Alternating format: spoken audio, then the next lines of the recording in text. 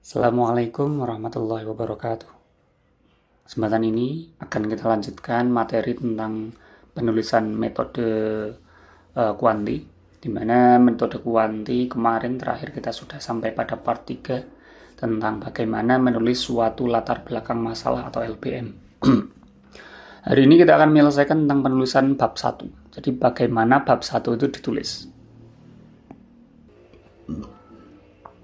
Jadi secara garis besar kalau kita berbicara tentang penelitian ilmiah dalam struktur apapun ya, entah skripsi, tesis, disertasi, atau bahkan sekedar artikel untuk disubmit di jurnal gitu. Awal selalu tentang latar belakang masalah yang kemarin kita bahas, LBM. Lalu setelah itu ada yang namanya identifikasi masalah. Lalu setelah identifikasi ada yang namanya kita katakan sebagai manfaat atau urgensi. Tapi ini urutan ini selalu berbeda-beda ya. Tapi ini saya urutkan sesuai dengan gambaran yang paling biasa saja. LBM, identifikasi, lalu ada lagi nanti tujuan, lalu ada manfaat, lalu ada lagi tentang penelitian terdahulu.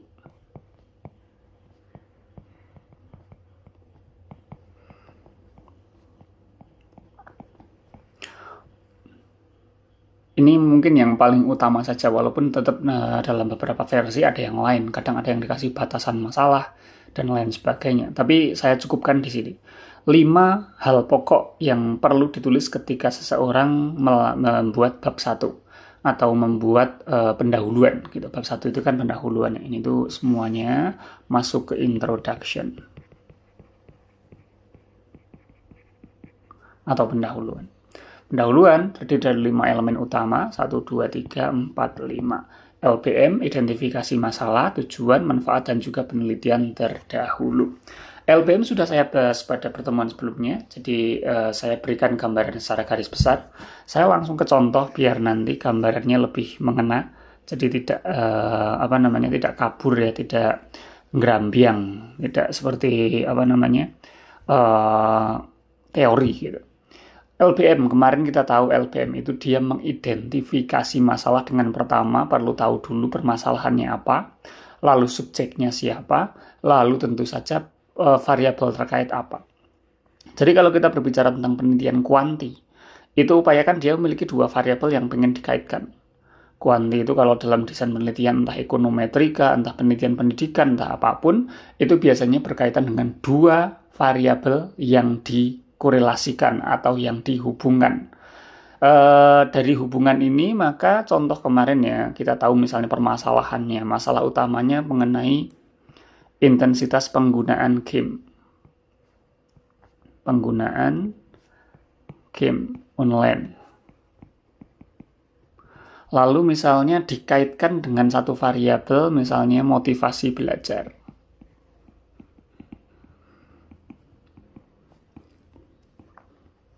Jadi ada variabel pertama, variabel kedua, penggunaan game online. Ini variabel utamanya, saya katakan variabel 1. Variabel motivasi belajar sebagai variabel yang terdampak. Jadi kayak semacam apakah kayak punya hipotesa, punya dugaan. Ini kalau seorang siswa atau seorang pelajar gitu menggunakan game online berlebihan, nanti dampaknya seperti apa pada motivasi belajarnya, seperti itu. Jadi subjeknya dalam hal ini adalah pelajar atau siswa. Nanti bisa dipilih siswanya mau siswa kelas berapa, di tingkat jenjang apa. Dari konsep yang semacam ini, kemarin kita sudah bisa merumuskan, bikin 7-9 paragraf gitu kan. 7-9 paragraf tentang 2 variabel ini. Variabel pertama dan juga variabel kedua. Jadi upayakan misalnya ini kita langsung simulasikan paragraf 1, paragraf 2, paragraf 3, seterusnya sampai paragraf ke-9 misalnya, P9. Upayakan ini dalam bentuk konstruksi piramida terbalik. Artinya isunya itu dimulai dari isu yang luas ke isu yang sempit. Di samping itu, setiap poin dari setiap paragraf ini semuanya mengandung CCTI, gitu ya. Mengandung CCTI, terus sampai ke bawah. Dan di satu paragraf itu memuat PERC. Point, reason, evidence, dan juga conclusion. Itu terjadi untuk setiap paragraf. Setiap paragraf semua seperti ini. PERC. Nah, lalu konsep yang kemarin belum saya terangkan karena memang belum masuk ke babnya, adalah dari 9 paragraf ini kan membahas dari yang paling luas ke yang sempit. Itu yang harus terbahas itu apa?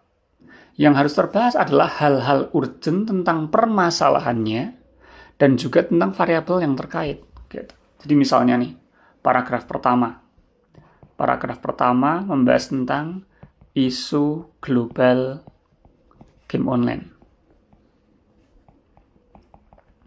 Nanti bisa dikaitkan dengan globalisasi, bisa dikaitkan dengan revolusi industri ya, revolusi industri 4.0, atau bisa juga dikaitkan dengan sesuatu yang lain yang berkaitan dengan isu globalnya. Lalu paragraf kedua ini mulai terkerucut, mulai mengecil. Misalnya berkaitan dengan game online itu dampaknya apa. Jadi mulai membahas dampaknya sekarang. Dampaknya seperti apa. Paragraf ketiga misalnya mulai membahas tentang isu nasional. Kalau tadi di isu global semakin ke nasional, nanti terus sampai paragraf ke-9 misalnya. Paragraf ke-9 itu sudah membahas tentang game online.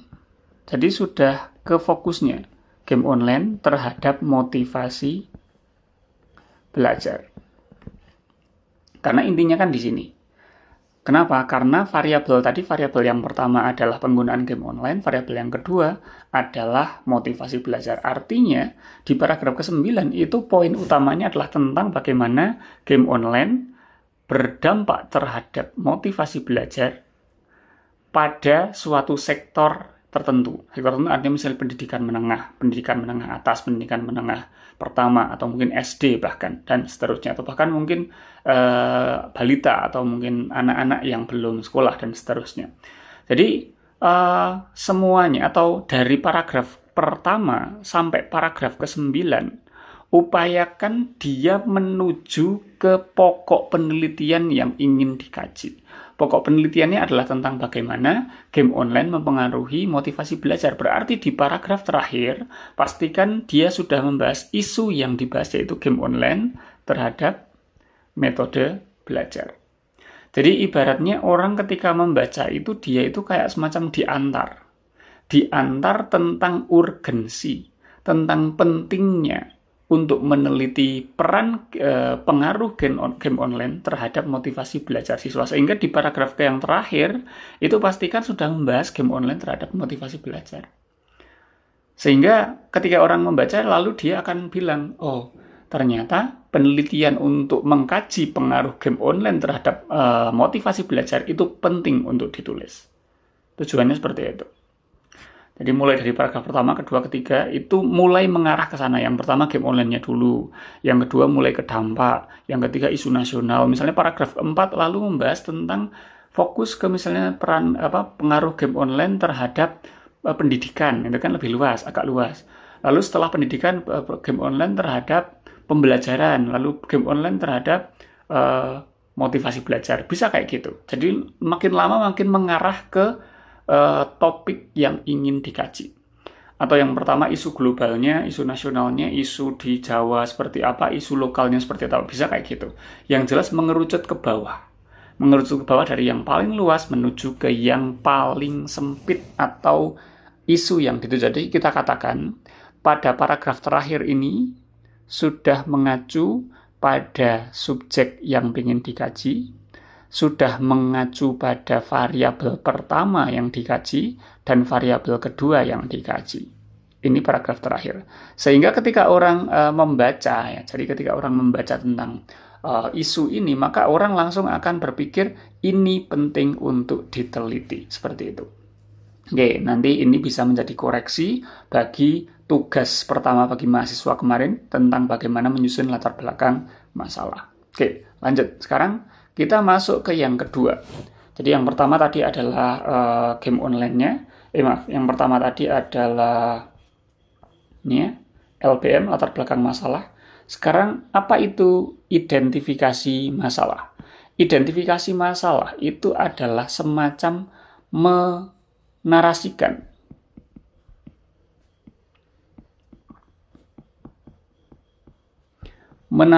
LBM.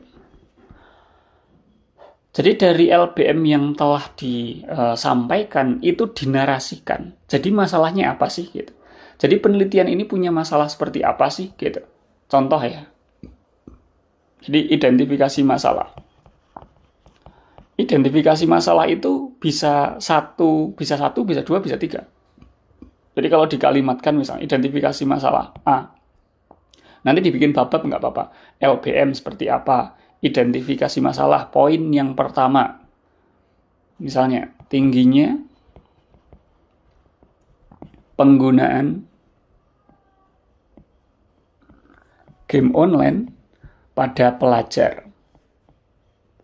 Bahkan bisa lebih spesifik di SMP mana misalnya. Bla bla bla bla. Bisa langsung seperti itu. Poin yang B, ini motivasi belajar. Sekarang menyangkut dengan variabel yang kedua. Menurun seiring dengan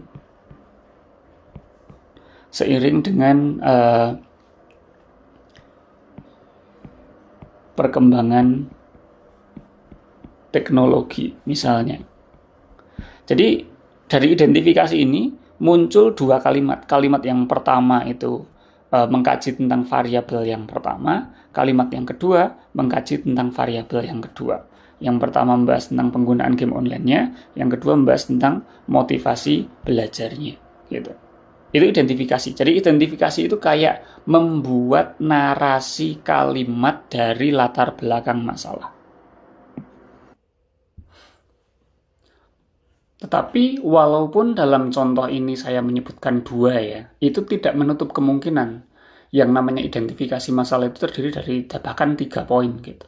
Atau bahkan 4 poin. Karena ternyata misalnya selain game online ini ternyata dia juga berkaitan dengan apa misalnya. Atau motivasi belajar ini hanya sebagian kecil, tapi ini nanti berkaitan dengan penelitiannya ada hal lain yang menjadi masalah. Itu boleh dicantumkan. Tapi minimal banget ketika melakukan narasi atau menuliskan identifikasi masalah, itu deskripsikan masalah yang terjadi pada variabel pertama, lalu variabel ketika dikaitkan dengan variabel kedua. Gitu. Jadi kan identifikasi ini seakan-akan membahas tentang variabel yang pertama itu masalahnya seperti apa, lalu yang poin yang kedua itu membahas ketika variabel pertama dihubungkan dengan variabel kedua. Di mana? Nah ini motivasi belajarnya itu seiring dengan perkembangan teknologi. Perkembangan teknologi kan berkaitan dengan game online itu sendiri. Gitu.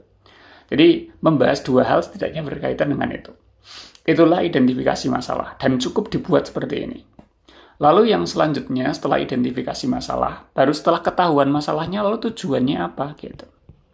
Jadi kalau dalam bahasa skripsi itu biasanya itu ada rumusan dulu. Ada rumusan, lalu tujuan. Rumusan itu dalam bentuk pertanyaan, tujuan itu menjawab. Gitu. Tapi kalau untuk konteks ini kita gambarkan langsung tujuannya saja. Karena nanti tinggal bikin pertanyaan aja kalau rumusan. Oke, ini saya langsung contohkan ya. Jadi kalau diurutkan dari yang pertama, latar belakang masalah itu mencoba menggali permasalahan secara naratif, secara panjang dengan paragraf-paragraf sehingga orang ketika membaca itu merasa penting penelitian itu dikaji.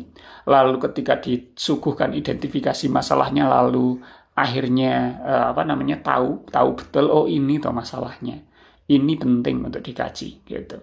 Karena dari identifikasi yang kedua ini kan masalah utamanya di sini kan motivasi belajar itu menurun seiring dengan perkembangan teknologi atau mungkin ini bisa ditambahi terutama game online misalnya gitu. Sehingga dengan hal semacam ini berarti tujuannya untuk apa gitu. Tujuannya ini kan tadi game online terhadap motivasi belajar. Berarti tujuannya apa? Yang pertama, tujuannya untuk mendeskripsikan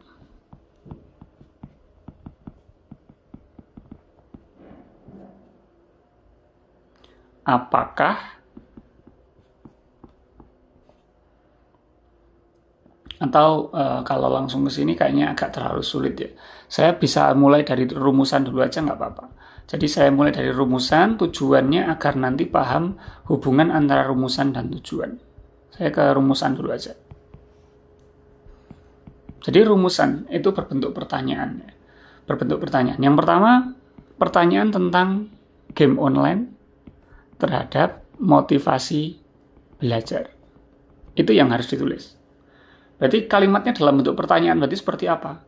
Bagaimana hubungan game online terhadap motivasi belajar siswa? Itu pertanyaan yang pertama. Atau kalau mau dibuat lebih bagus lagi, bagaimana pengaruh, gitu juga bisa. Bagaimana pengaruh game online dalam motivasi belajar siswa? Bagaimana pengaruh game online terhadap motivasi belajar siswa di SMP bla bla bla bla. Itu yang pertama. Lalu yang kedua adalah bagaimana atau seberapa. Saya katakan kalau yang pertama itu bagaimana, tanda tanya. Kalau ini seberapa besar pengaruhnya game online terhadap motivasi belajar siswa. Dan yang ketiga, bisa membahas tentang apakah pengaruh game online terhadap motivasi belajar itu signifikan. Signifikan itu apa? Kalau dalam bahasa statistik itu nyata. Karena dulu pernah belajar statistik ya, saya kira ini signifikan udah tahu lah. Jadi minimal ada 3 kalau kita berbicara pengaruh. Penelitian yang membahas tentang hubungan 2 variabel. Kalau komparasi nanti beda lagi konsepnya. Tapi kalau untuk pengaruh itu minimal ada 3 ini. Dari game online sama motivasi belajar itu hubungannya bagaimana? Baik-baik saja kah, atau besar atau kecil dan berapa? Lalu seberapa besar itu berarti berkaitan dengan dia itu nanti indeks korelasinya gimana, R kuadratnya bagaimana, dan seterusnya. Ini nanti jawabannya statistik semua ini, kan namanya juga metode penelitian kuanti. Lalu secara signifikansi bagaimana? P-value-nya nanti seperti apa? H0, H1-nya, apakah pilihannya itu menerima H0 atau menolak H0 atau tidak menolak H0 gitu ya. Nah, itu berkaitan dengan nanti teknis statistik ya. Oke, jadi itu tentang rumusan. Lalu tujuan itu bagaimana? Tujuan itu adalah menjawab, membuat narasi positif dengan kalimat positif yang mana ini menjawab pertanyaannya, menjawab rumusan. Jadi nanti tinggal dinarasiin aja. Misalnya, bagaimana pengaruh game online terhadap motivasi belajar? Berarti tujuan yang pertama itu adalah untuk mendeskripsikan ya. Tujuan penelitian ini adalah untuk mendeskripsikan hubungan antara game online terhadap motivasi belajar. Itu tujuan yang pertama. Yang kedua, tujuan penelitian ini adalah untuk mengetahui seberapa besar, gitu. Tapi dalam kalimat positif udah nggak lagi nanya seberapa besar pengaruh game online terhadap motivasi belajar. Kalimatnya positif, bukan kalimat pertanyaan. Lalu yang ketiga, apakah game online terhadap motivasi belajar ini hubungan atau pengaruh yang signifikan? Berarti tujuan yang ketiga adalah untuk mengetahui, misalnya, untuk mengetahui signifikansi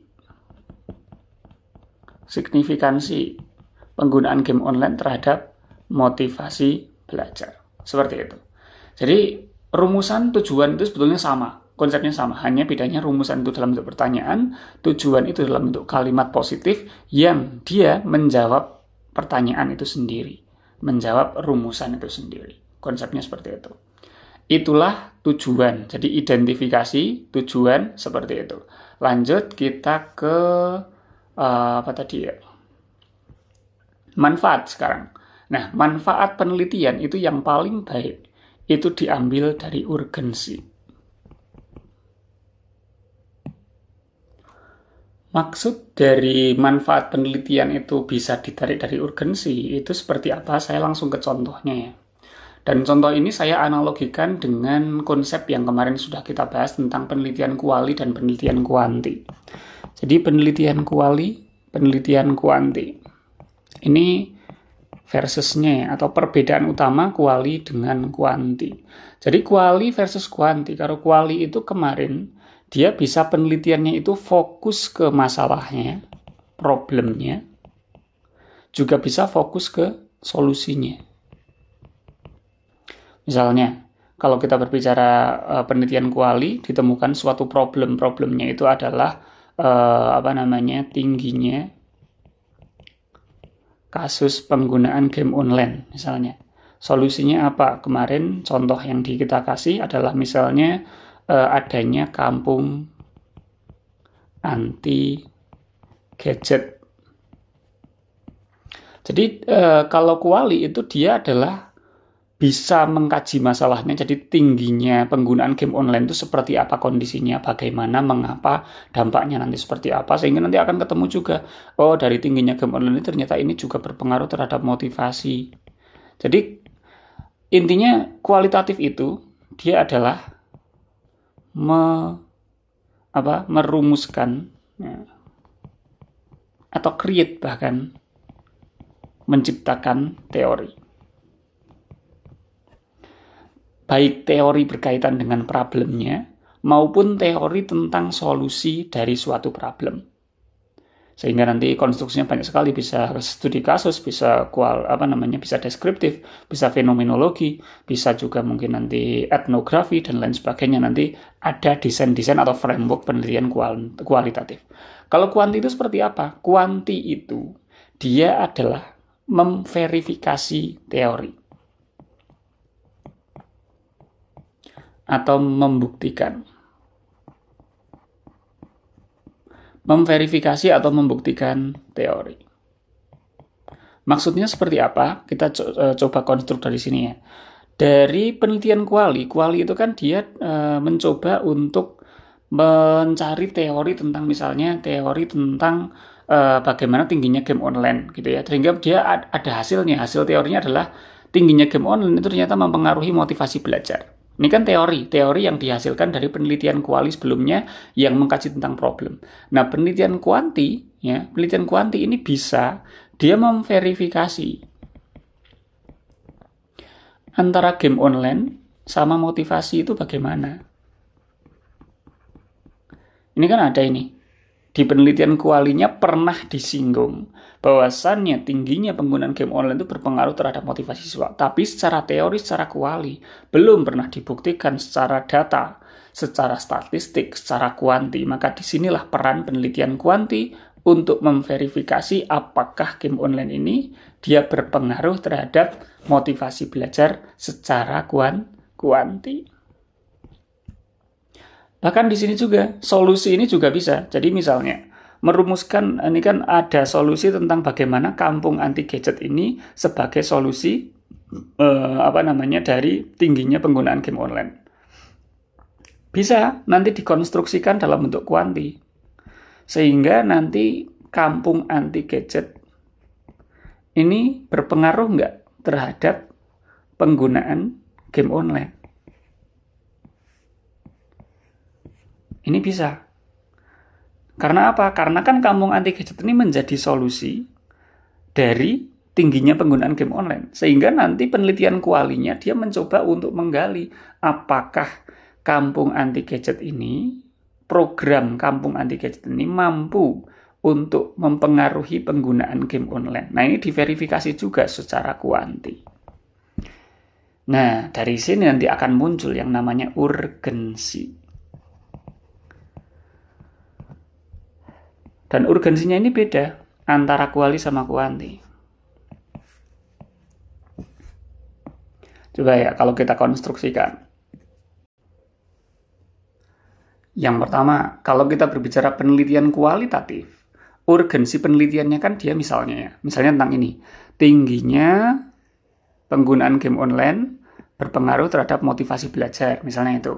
Artinya urgensinya apa? Urgensinya itu berarti berkaitan dengan pendeskripsian deskripsi dari tingginya penggunaan game online itu sendiri.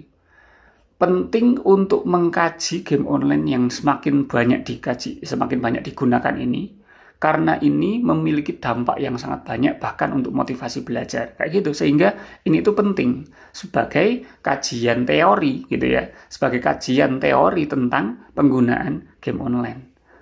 Seperti itu contohnya. Jadi itu bersifat deskriptif,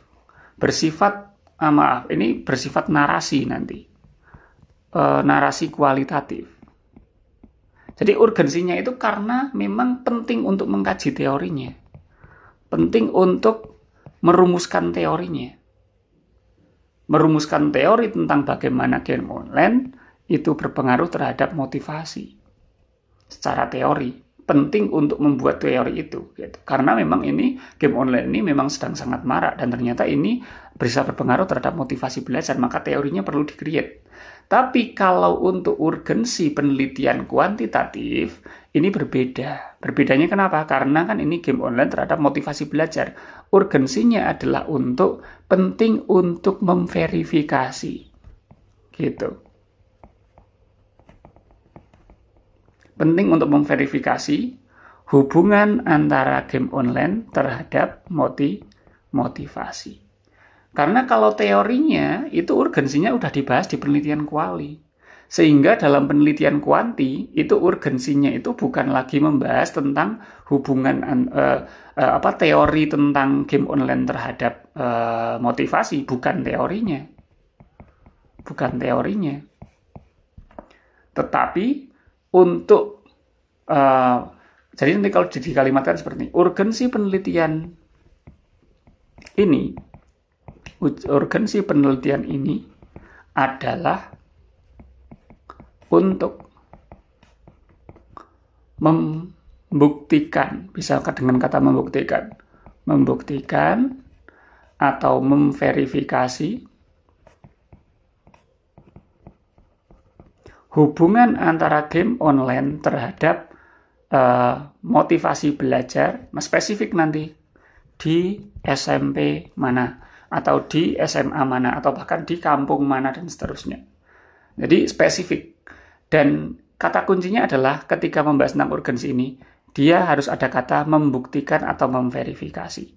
Karena kuanti itu bukan membuat teori, tapi dia memverifikasi atau membuktikan teori. Sehingga ketika membahas urgensinya harus ada kalimat membuktikan atau memverifikasi. Sehingga ketika sudah menjelaskan urgensi, nah baru nanti bisa dijelaskan manfaat. Dengan demikian,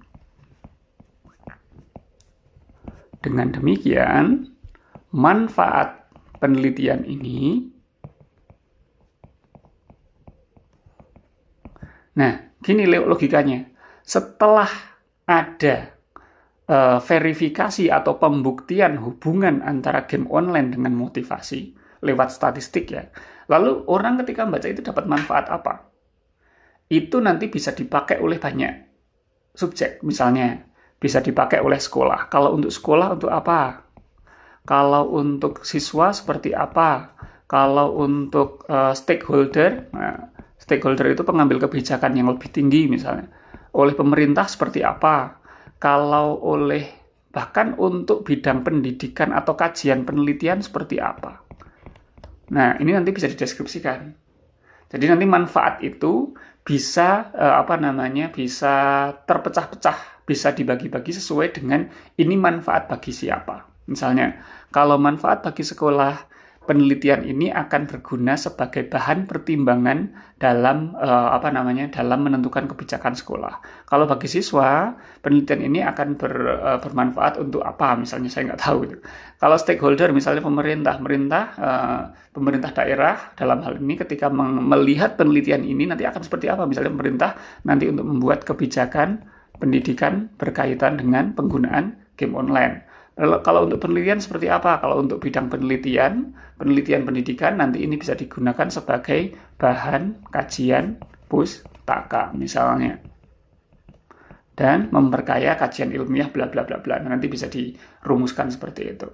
Tetapi yang kita tahu, manfaat yang ditulis itu harus berdasarkan ini. Bahwasannya urgensi penelitiannya ini adalah untuk memverifikasi tentang bagaimana hubungan dari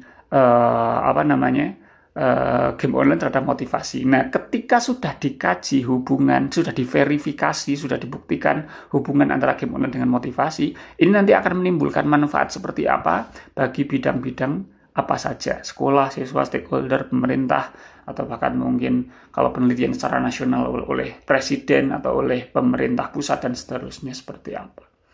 Itu tentang manfaat penelitian. Terakhir adalah penelitian terdahulu. Nah, mungkin dari semua yang saya jelaskan ini ya, pada bab ini, misalnya kita berbicara tentang latar belakang kan sudah kemarin ya, lalu berbicara tentang identifikasi masalah ini kan hanya 2 kalimat lah.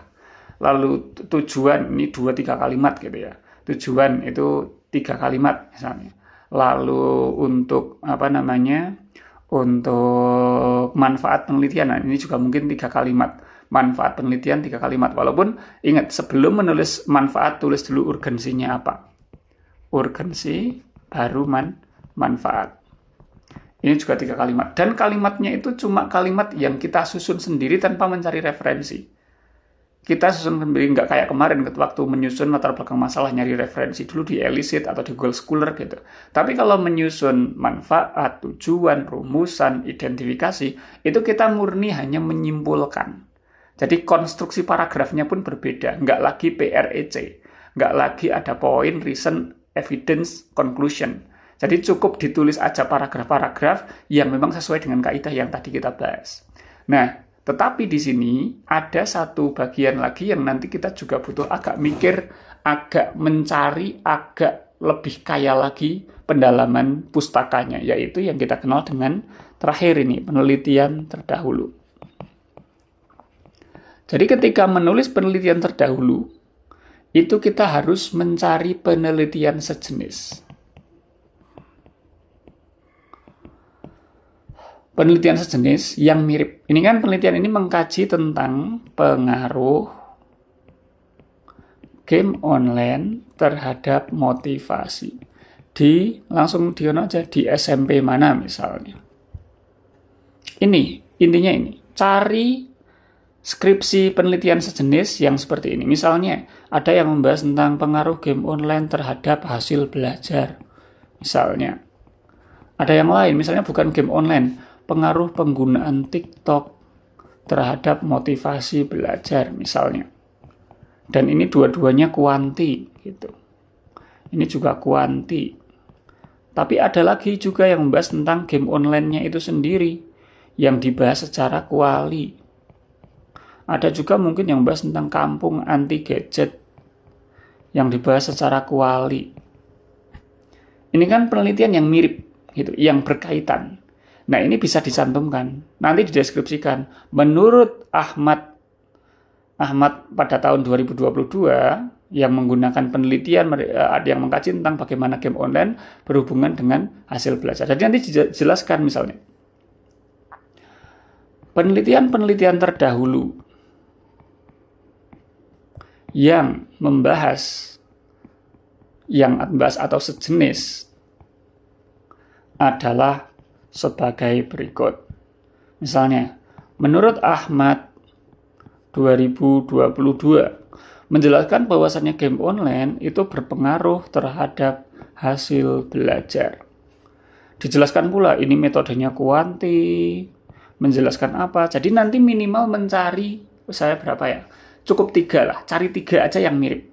Jadi yang pertama Ahmad, yang kedua misalnya siapa, yang ketiga menurut siapa, metodenya kayak gimana, fokus penelitiannya seperti apa.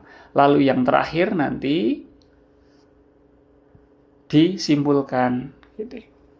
Berdasarkan penelitian tersebut, maka penelitian ini akan fokus kemana gitu ya, akan fokus ke pengaruh game online terhadap motivasi belajar. Akan fokus kemana, sehingga apa? sehingga nanti akan muncul yang namanya novelty. Novelty itu apa? Kebaruan penelitian. Jadi kan udah dikaji nih, yang dulu-dulu kayak gimana sih? Oh, yang dulu-dulu cuma membahas game online terhadap hasil belajar, TikTok terhadap motivasi belajar, tapi belum pernah ada ini yang membahas tentang bagaimana game online terhadap motivasi belajar. Atau misalnya pun ada, oh ternyata ada, cuman dulu membahasnya secara kualitatif. Nah, ini saya membahas tentang kuantinya, tentang pembuktiannya. Atau bahkan mungkin ada yang game online berhubungan dengan motivasi belajar, secara kuanti, tapi itu dilakukan di SMA misalnya. Nah, novelty yang saya ini beda, bukan di SMA, tapi di SMP gitu. Ini kan udah beda. Karena kalau kuanti, walaupun temanya sama, tapi subjeknya berbeda, ini aja udah nggak apa-apa. Ini sudah masuk ke novelty, walaupun ya saya katakan novelty yang kurang bagus ya, karena bedanya cuma pada subjeknya. Yang bagus itu kan kalau novelty-nya itu pada variabelnya, pada keterkaitannya dan lain sebagainya, bukan pada subjeknya. Tapi kalau dilalah kok memang udah pernah ada yang bahas tentang game online terhadap motivasi belajar, ya minimal kita beda subjeknya lah. Dulu di sana, nah sekarang saya mengkajinya di Temanggung kok, itu kan udah beda. Nah itu namanya novelty. Jadi nanti diberikan ini, penjelasan tentang, nah ini namanya, penjelasan kayak gini itu namanya state of the art. State of the art yang disingkat SOTA. Jadi kita memberikan gambaran penelitian yang terdahulu, lalu menjelaskan kebaruan penelitian yang sedang dikaji, itu namanya state of the art atau SOTA. Kebaruan dalam bahasa penelitian namanya novelty, kebaruan penelitian. Itu yang bagian yang terakhir. Itu saya kira untuk tugas kedua, silakan disusun. Disusun dari mulai yang pertama ya, diidentifikasikan masalahnya itu ada berapa poin, minimal 2 ya. Lalu disusun rumusannya kayak gimana, tujuannya seperti apa. Dibuat 2 nggak apa, atau langsung mau tujuan juga nggak apa. Tujuan penelitian ini bla bla bla apa aja. Lalu untuk yang ketiga itu adalah manfaat. Tapi sebelum membahas manfaat, pastikan sudah menulis dulu urgensi. Urgensi penelitian ini untuk apa? Karena kuanti, maka urgensi pasti dia membuktikan atau memverifikasi. Manfaat nanti bagi siapa, bagi siapa, bagi siapa. Lalu setelah itu membahas tentang penelitian terdahulu. Setelah penelitian terdahulu menurut siapa, dijelaskan fokusnya di mana. Di dalam penelitian terdahulu ini nanti dilanjutkan dengan state of the art. Jadi kalau saya simpulkan, yang harus Anda kerjakan di bab 1 setelahnya itu adalah identifikasi. Dalam 2 poinnya, minimal 2 poin. Biasanya 2 poin sih kalau untuk kuanti. Tergantung variabelnya juga. Identifikasi, lalu tujuan. Ini biasanya 3. Bisa mencontoh tadi yang saya jelaskan. Lalu selanjutnya manfaat. Manfaat itu biasanya 3 juga nggak apa-apa, tapi diawali dulu dengan urgensi. Tuliskan dulu urgensi. Urgensi itu kepentingannya. Pentingnya itu untuk apa? Itu urgensi. Lalu baru setelah itu manfaat. Dan manfaat ini silahkan dijabarkan setidaknya menurut 3 sudut pandang lah. Untuk siapa, untuk siapa, untuk siapa. Terakhir adalah penelitian terdahulu. 3 penelitian. Penelitian 1, penelitian 2, penelitian 3. Pastikan penelitian 3 penelitian itu mirip dengan penelitian yang sedang dilakukan. Lanjutkan nanti di dalam sini, lanjutkan dengan state of the art. Jelaskan penelitian yang sedang dikaji saat ini, itu kebaruannya, novelty-nya di mana. Saya kira itu untuk tugas yang kedua ya, ini. Tugas kedua menyusun ini dalam bab 1. Kalau tugas kedua ini selesai, bab 1 selesai. Bab 1 selesai, itu sebetulnya tinggal dikit lagi udah jadi proposal. Saya kira itu, kurang lebihnya mohon maaf. Assalamualaikum warahmatullahi wabarakatuh.